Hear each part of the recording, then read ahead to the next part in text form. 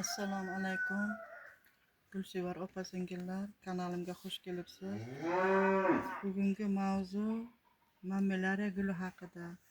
Mamilariya guli bu diametri 4, 5, 6 santimetrgacha keladigan silindr simon shakldan iborat kaktus guli oq, sariq, pushti har xil rangda gullaydi. Mana bunday qilib ko'payadi. Buni ko'paytirish ham oson. Bironta kaktusasini olib turib to'qchaga alohida ekib qo'ysangiz, bemalol o'zi ko'payaveradi. Umuman injiq emas. Buni ko'paytirish ham oson, parvarishi ham oson. Parvarishida asosan ikkita narsaga e'tibor berish kerak. Birinchisi, qishda 3 oy qish buni tinim davri. Tinim davrida salqin temperaturasi +7-8 bo'lgan xonalarda, salqin xonada tinim davrini o'tish kerak. Keyin bahor payti buni oftob tushib turadigan xonaga olib kirib, sug'orib, bemalol issiqqa qo'yib parvarishni boshlasak bo'ladi. Boshqa gullarda 2-3 sug'organda buni bir marta sug'orish kerak. Bu ko'p suvni xohlamaydi. Tomiri chirib ketishi mumkin.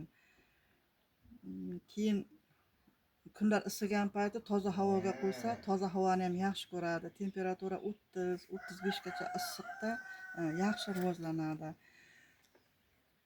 Buni kichkina nimalari, kaktuschalari alohida qilib ekilgandan keyin har yili ko'chirib o'tkaziladi. Kattalari esa idishga sig'may qolgandan keyin yoki 2-3 yilda bir ko'chirib o'tkaziladi. Yozda endi 40-45 daraja issiqqa qo'yib bo'lmaydi. Kaktus bo'lgan bilan ham 30-35 bo'lish kerakda. Kaktuslar uchun chiqarilgan alohida o'g'itlar bilan o'g'itlab turish kerak. Buni bu gulimiz bahorda ko'chirib o'tkazilgan. Bu gullagan gullari oppoq gullagan edi. Mana hozir bu ertalab oftob chiqqanda gullaydi-da, keyin kun botganda bu gulchalar yopilib qoladi. Hozir endi soyada turganimiz uchun gul yopilib qoldi. Bu yana bitta mamilariya bor ekan. Bu mamilariya bu qarovsiz qolib ketibdi. Bu baklashga to'qqa ekilgan ekan. Biz hozir buni boshqa nimaga chiroyli to'qqa ko'chirib o'tkazamiz. Buning uchun bu baklashkani kesamiz hozir.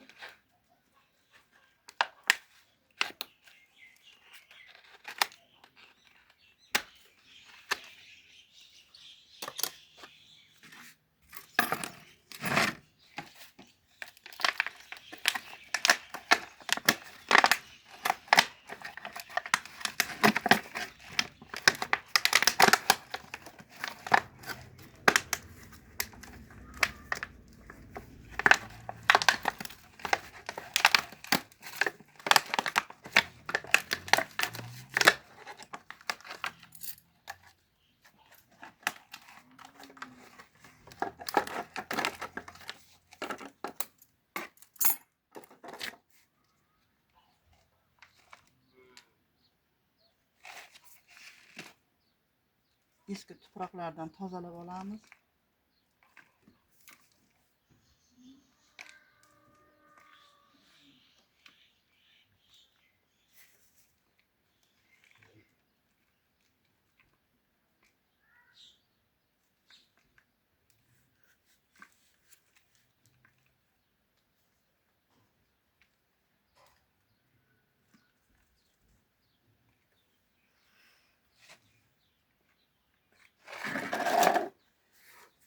Endi buni yangi to'qqa ekish uchun tuproq tayyorlab olamiz. Mana bunga o'lchab ko'rayotganmiz. Sal kattalik qilayotgan, lekin bundan kichikroq to'q yo'q-da, shunga ekamiz endi. Mana tagiga substrat nimadan penoplastdan tashladi.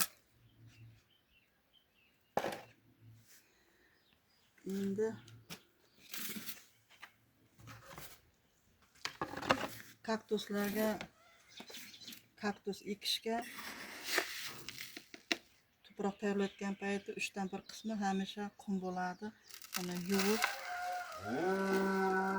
Tozalangan yirik qum. Yaqinroq ko'rsat. Yirik qum. Bir hissa qum soldik. Endi bir hissa chirindi tuproq solamiz.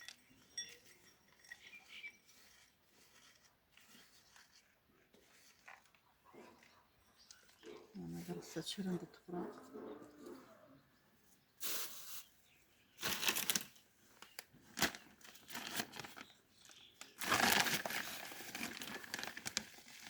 Biyagoni solamiz.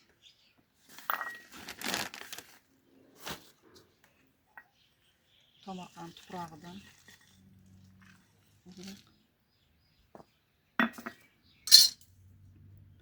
Mana bunaqa shag'aldan solamiz. 5, 6, 0,5, 0,6 santimetrgacha keladi.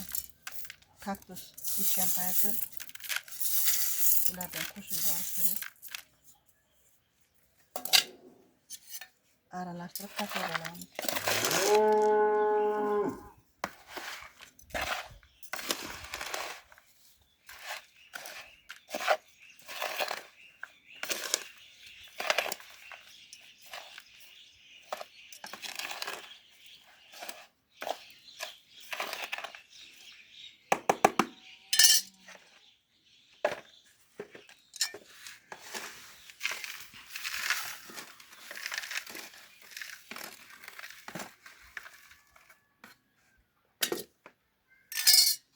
Kaktus ipayotgan payti mana bunday drevesni uveldan ham solishadi.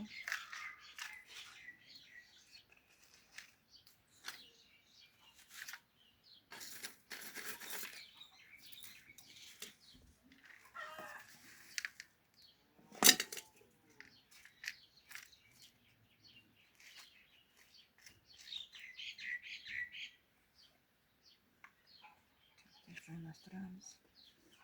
Bu hali tuproq solish kerak ekan.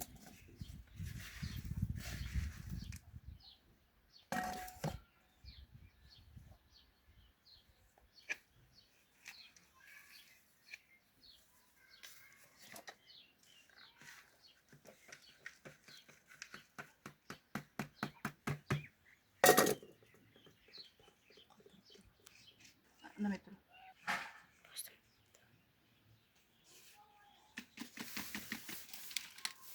Tuproq yetmay qoldi. Yana tayyorlab oldik.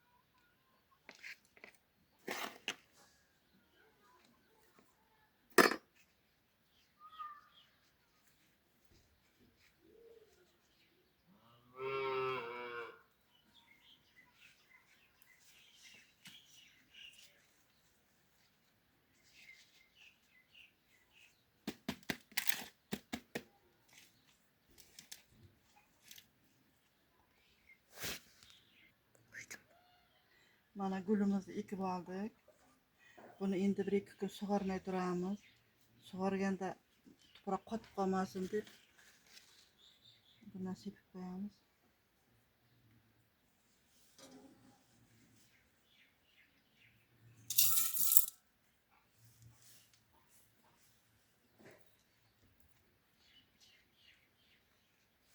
Mana gulimizni ekib oldik. Endi salqinroq joyda saqlab 1-2 kundan keyin sug'oramiz.